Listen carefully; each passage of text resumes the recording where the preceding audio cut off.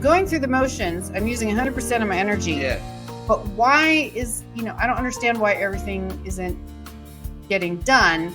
How if I pulled back a little bit with some things, maybe become slightly disengaged because other things are taking over. And this, in my case, I won't go into that right now, but whether that's extended family issues or a million other things, that's life. So that's what we talk about here on the show, the real challenges we face every day. Welcome to MetaGagement, the HR show that dives deep into the heart of employee engagement and workplace culture. Your hosts, Ann Scottlin and Dr. Lyman Montgomery, bring you a groundbreaking show that explores innovative strategies and insights to transform and elevate your organization's HR practices. Dr. Montgomery is an employee engagement expert and best-selling author, while Ann Scottlin is an acclaimed business consultant and podcaster. Together, they will unpack the complexities of modern HR challenges and reveal innovative solutions that can be immediately applied to your workplace. Please welcome Ann Scottlin and Dr. Lyman Montgomery. Hello. Welcome back to MetaGagement-HR, a show created just for you in the HR community. I'm Ann Scottlin, and with me here today, of course, is my co-host, wonderful Dr. Lyman Montgomery. Hey, Lyman. Hey, it's a pleasure always. I'm excited about what we're working on in this series, which is how to cure disengagement and burnout at work. Perfect. And Absolutely, yes. Any time of year that is a challenge, and weirdly enough, it's often a challenge for people in summertime because they are on vacation, and then when they're actually at work, they're way behind and they're just overwhelmed. So this is, I think, a very relevant topic. Yeah, and not only that, you think about, if they have small kids or school-age kids, it's compounded. At least when the kids are in school, they get somewhat of a break, right? But now is making sure that the kids have activities during the summer, and also keeping up with the demands of the work world. And so that's why I think this topic is very timing, especially during the summer months, where you can feel this sense of overwhelm and become disengaged that leads to burnout. Absolutely. And we are going to give you some very specific suggestions, tools and tricks of the trade, as well as going meta. How do you do that? Which is a meta mindset, taking it to the next level, making it easier, not necessarily more difficult. It's not more things to do. It's doing more things more smartly. But first, before we get started, thank you all of those of you who are watching and listening today on our show. As you know, the purpose of MetaGagement-HR is really to foster resilience and adaptability in HR. That's the most critical issue that everything else seems to boil down to almost all the time. We dive deep into how you can foster those and you work within your teams to advance your engagement strategies, to make actionable changes and do it without wearing yourself thin. And lastly, our mission is our commitment to continuous innovation and neuroscience-backed approaches. Please, whether this is your 10th time or your first time, please do like, subscribe, drop us a message while we're here and help us keep this program coming to you. But so Dr. Lyman Montgomery, tell us a little bit about the problem we're addressing today. Yeah, the biggest problem that employees are facing, this is not just in the United States, but globally, and that is this sense of overwhelm, which leads to burnout. And burnout can be defined as where you're physically present, but mentally you have literally checked out. There's no more gas in the tank. You're just basically taking up space. And we want to address that critical situation of burnout. But before a person gets to burnout, they normally go through what's called disengagement, active disengagement, and the end result of that is burnout. But regardless of where you're at in that continuum, whether you're disengaged, actively disengaged, at the end, all of us at some point or another have felt a sense of burnout, just at different degrees. Yes, and I know that you said like that partial disengagement, that first level where you're kind of just you're kind of half tuned in, even though you might be applying the same amount of energy as you were before. I've been doing 3 or 4 major things at once lately, and I've kind of, get to that same point where I'm just like, I'm going through the motions. I'm using 100% of my energy. Yeah. But why is, I don't understand why everything isn't getting done. How if I pulled back a little bit with some things, maybe become slightly disengaged because other things are taking over. And this, in my case, I won't go into that right now, but whether that's extended family issues or a million other things, that's life. So that's what we talk about here on the show, the real challenges we face every day. Yes. And it's also neuroscience. Understand that our brain evolved to do 2 things, period. It is the conservation of energy and also reproduction. That is survival of the species and conservation of energy. That is the total purpose of our species and the total functioning of our brain. So what happens is when a person is multitasking, they're spreading themselves too thin. You can only give 100% of your effort to one thing. So when you divide that to 2, now you get 50%, 3, 33, and a third. 4 things, 25%, so forth and so on. So if you're doing 10 things, your mental capacity is only at 10% at each of those because there's no way that you can be 100%, 100%, 100%. In other words, you be at 1,000%. You only have 100% energy to give. So what ends up happening is the conservation of energy kicks in to where your brain says, wait a minute, you don't have enough brain power to function doing 5, 6, 7 things. So what we're going to do, I'm going to shut down after the 3rd or 4th one. And you see this during periods of the day as well, where some people may feel very energetic in the morning, but you also have those that say, you know what, I really feel a burst of energy between 12 a.m. and 4 a.m. All right. And during the rest of the day, they're kind of like a log. Okay.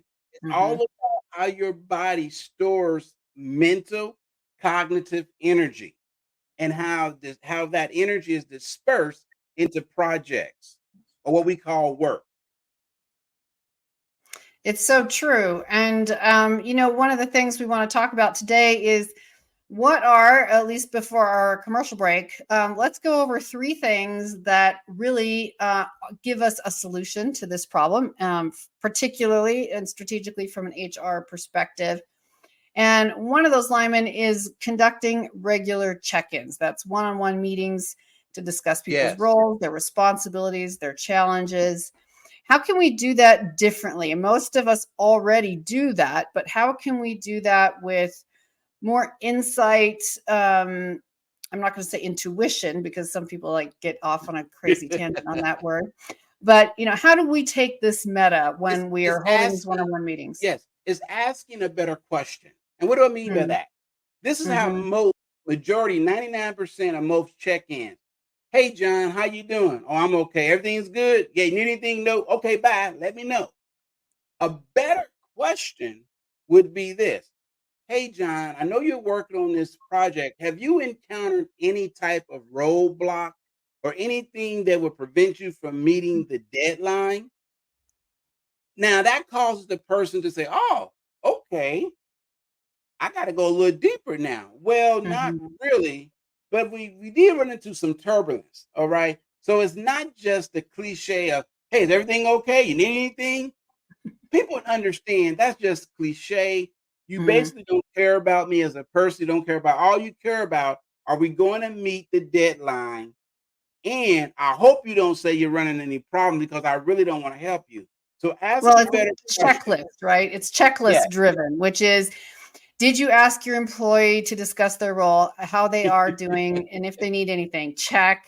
So yeah, those rhetorical questions when you really, someone looks right at you and asks you, but you don't feel invited to answer. Yeah. You ever been in that? Yeah, it's the same. Someone asks you, hey, how you doing? I'm okay. And I can see in your face, or I know that you just went through a major traumatic experience. But we've just become conditioned, again, going back to the checkbox. Okay, I did say hello, everybody, right? Check the box. Okay, my response, I'm fine, I'm good. Thanks for asking. Check the box. As opposed to stopping and saying, hey, I really want to know, how are things going? And giving a specific example that moves the person away from an open and closed yes or no. For example, going back to the check-in, all right? Instead of saying, hey, have you run into any problems? A better question would be this.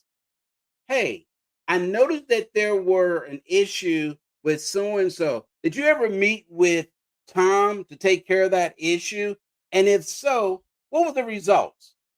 So I get a yes to check the box if I'm a box checker, right? But now I'm asking for more information. And that's how you can really check in with employees to make sure that they are well. And I always believe you start with them. Hey, how are you doing? But really, no, I really want to know. And I might qualify by saying, hey, I know you had a situation with your cat recently. You know, is everything's okay? And you'll be surprised. People say, oh my God, you remember when Jimmy, got hit by a car? Yeah, I really concerned. How's Jimmy doing? You see, that's the difference than just a cliche of checking the box. You're okay, you're good. Okay, move on. So it's really taking a personal interest. I think what we always say when we talk about, going meta, using a meta mindset, is taking a genuine interest in being authentic with that person.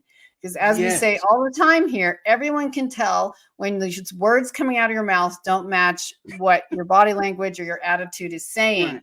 So if you actually go the extra mile, you're strengthening your own relationship with that person, and you're also making them feel valuable and important. And you can't just do it as a check mark. This is where, I think 4% of the population has sociopathic tendencies, right? We're always talking about neuroscience and mental science.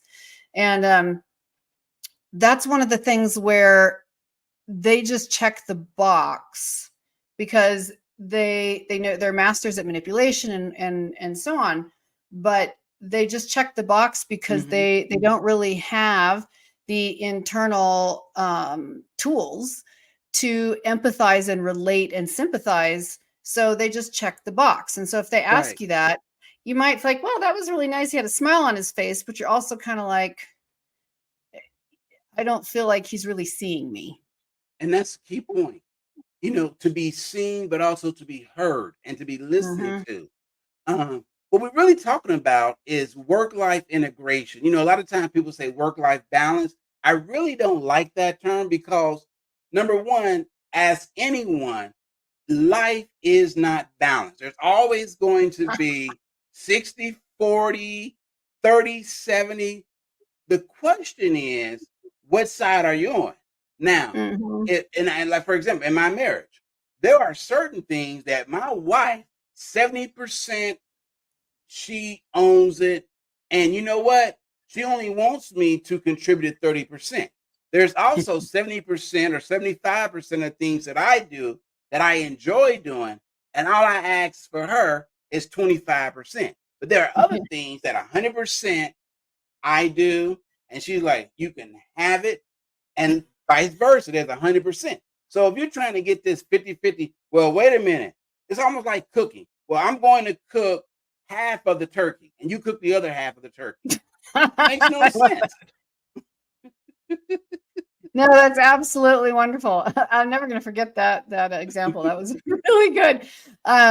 So a couple other things before we take our commercial break. So other things that we can do, of course, helping employees avoid burnout by promoting this work-life integration. The trend is, when possible, giving more flexible hours. That not every industry can support that. But when it is possible, allowing employees to adjust their schedules to better fit their personal lives. I mean, if dad takes the kids to school and mom wants to come in at 7 a.m. and leave at 2 so she can pick up the kids, unless there's a critical meeting or issue, then let's see if we can't work that out. We're not cookie cutters either. Some people are morning people. Some people are evening people. So having that option really helps people. It takes some of the stress away so that they can just feel less pressure. And the same, of course, is remote work options. So when people can work from home or other locations when they absolutely have to. Again, I think a lot of examples like the kids from school. Kids get picked up at a very inconvenient time in the afternoon for a full-time professional or a single parent. So can they pick them up and then pick up even at home for the last 2 hours of the day, doing their meetings remotely, et cetera? Well, this is so much good stuff so quickly. We're already to our commercial break. We're going to step away. And when we come back, we're going to talk about 2 more things specifically that you can do to help yourself and the people in your sphere have better work-life integration and avoid burnout. We'll be right back. Are you feeling overwhelmed in your HR role? Discover MetaGagement, the forward-thinking solution that goes beyond traditional methods. Our personalized coaching services provide tailored support to help you enhance your professional and personal development. With our focused meta mindset system, you'll sustain motivation and achieve your goals. Experience the transformative power of our engaging events and webinars. Connect, learn, and grow with industry leaders and motivated individuals. MetaGage your organization today. Visit MetaGagement.com and start your journey. Welcome back to MetaGagement-HR with Dr. Lyman Montgomery and myself, Ann Scottlin. Thank you for sticking with us here. We have been learning so much today about what are ways to go meta in promoting work-life integration. How can we help ourselves and our employees, our team, those around us, avoid burnout? So one of the things that we talked about a little bit earlier, but we didn't really have time to flesh out, was encouraging time off. That is obviously a really big part. And this sometimes even depends geographically how people use that or what they expect, right? Yeah. And, that's huge. And I know that some people, they're going to just say, but wait a minute, it's unrealistic. But hear me out. Before you send the nasty comments, just hear me out for a second. There has been study after study after study that have shown when people are allowed to take time off to reset, to become re-energized, they come back to work and they outperform those that just burn through the night. You see, and I used to be one of those. I never took vacation. I felt like, well, wait a minute, I'm going to wait. My wife shared a story with me about a coworker of hers years ago that never took a vacation. She used to pride herself on how much vacation time she had stored away over the years. And she was waiting for her retirement. She was going to cash in on her vacation and she was going to go on a trip. She retired, and I believe a short period later, she dropped dead. And she never got a chance really to enjoy taking time off. And I guarantee, as soon as her body wasn't even cold in the ground, they already had a replacement for her, because the machine of work will continue to grind. And it's very important that we take time off. And sometimes it's just other ways to be creative. Excuse me, got something in my eye. Other ways to be creative, to focus on things that are different from the routine. So a vacation doesn't always necessarily mean an expensive trip somewhere. It can just mean some time off to focus on other things, give your brain a break. It does get harder and harder, because I know even when I travel around the world for work, and if my husband's with me, even if we do take some vacation days, since he's in tech, he can, and he's in sales. So it's like he cannot stay off the screens to save his life, because he always feels like there's a deal pending or something he has to do. And I understand that, but I also feel for him, because I'm kind of like, that's to never be able to really unplug. And I understand that too. But sometimes just switching up the energy, like this week, when I've primarily been, I was just sharing before the show, been working afternoons because I have a huge landscaping project with a very tight deadline that I'm responsible for myself at my home. And it's really hot right now. So having to get up early, 4:30, get out, be working before 6 and put in those early hours. But can I just tell you, like, it sounds exhausting, and it is, but by the time I get to noon or 11, shower, eat lunch, take a little break, and then get to work, I am energized and focused so much more than I am on an average day, because I've totally shifted my focus. I've physicalized my emotions. It's like therapeutic, cathartic, anything else, and I feel great. I worked out for 4 hours. So even that in our daily life, finding ways to schedule in time, and if nothing else, take time off to clear the mind. In the coming out of the pandemic, a new term arrived, staycations, right? Where you don't really go anywhere, but you just kind of like stay home, or you might take a short weekend, going down to the beach. Or maybe you're like, you know what? I'm going to go antique shopping, a state or maybe 2 states over. Maybe it's a 4 or 5 hour drive. But just having that time to decompress, not think about work, and finding the things that energize you. And that's what's so key. And that's what takes it meta. It's not just being off because, you know what, we got 2 weeks vacation. So I'm just going, figure out something to do. And even though you're on vacation, you still got the cell phone in one hand, laptop in the other, and your iPad. And you're at the beach with a suit on and a shirt and tie. So basically, you just changed scenery. So now you have what I call a C suite, SEA suite, instead of the C suite. That's very familiar. Yes, indeed. No, it's so true. And also limiting after hours communication. I am not good at this. This is where I'm bad. I work, I spread out my work from end to end, from waking to falling asleep at night. And so I usually, the people that I work with and communicate with all the time, most of us all know that if we're sleeping or whatever, we have our digitals turned off, or at least muted or whatever, sleeping. And so I just send those messages and shoot them out. And I forget how much that not only is it disrupting my time and space, but others. And, it could wait until morning. It could be an email instead of a text, because that really doesn't allow me to honor my own or anyone else's boundaries, to really minimize that at home time when you're working on work. Yeah. And, I just add a caveat to that, because we both are, midnight owls. and it's funny because during the day, I'm primarily left brain, very logical, very strategic. But for some reason, after midnight, the creative child is awakened.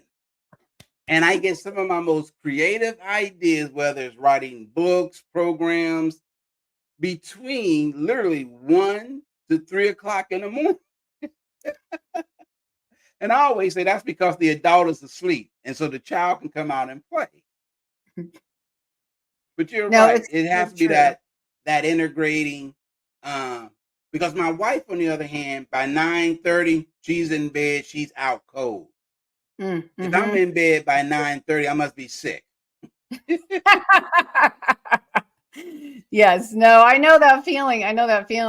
Yeah, and you have the really late midnight oil. Mine is more that like 9:30 to 12 space, where like if I'm writing one of my books, for example, I can really power in. Like I just latch in and boom, but then I know I'm going to pay for it the next day.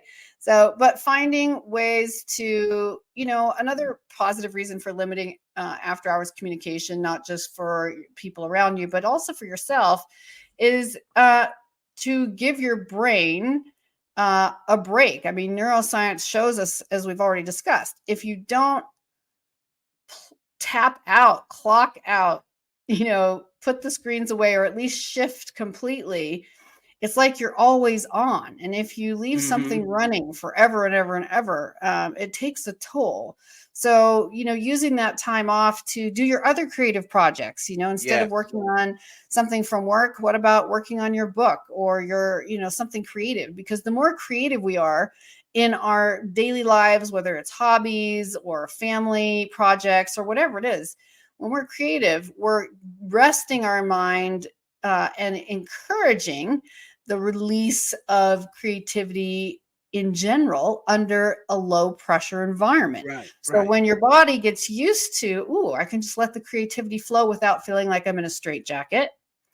Then when you go back to work, where some people will feel constrained, but they're in the practice of being able to be creative in flow because they're doing it at other times. So this is a great opportunity to invest in yourself. It is. And here's a quick scenario. And this is for if you are a business owner. And let's say, it's a family-run business, right? And you have HR responsibility, or maybe a spouse or someone else. But a small, let's say less than, 15, 20 employees, right? And let's say you've been working on a huge project. Imagine what would happen if at the end of that project, let's say you're working on a proposal, you get the proposal. Imagine what it will say to the team and to appreciate them by saying, you know what? Don't come in on Friday. I'm going to take Friday and I will see you 12 noon on Monday as a way to reward the hard work. What we tend to do a lot of times as a business owner is what you did was great, but what have you done for me lately, right? And we really don't take time to reward our team.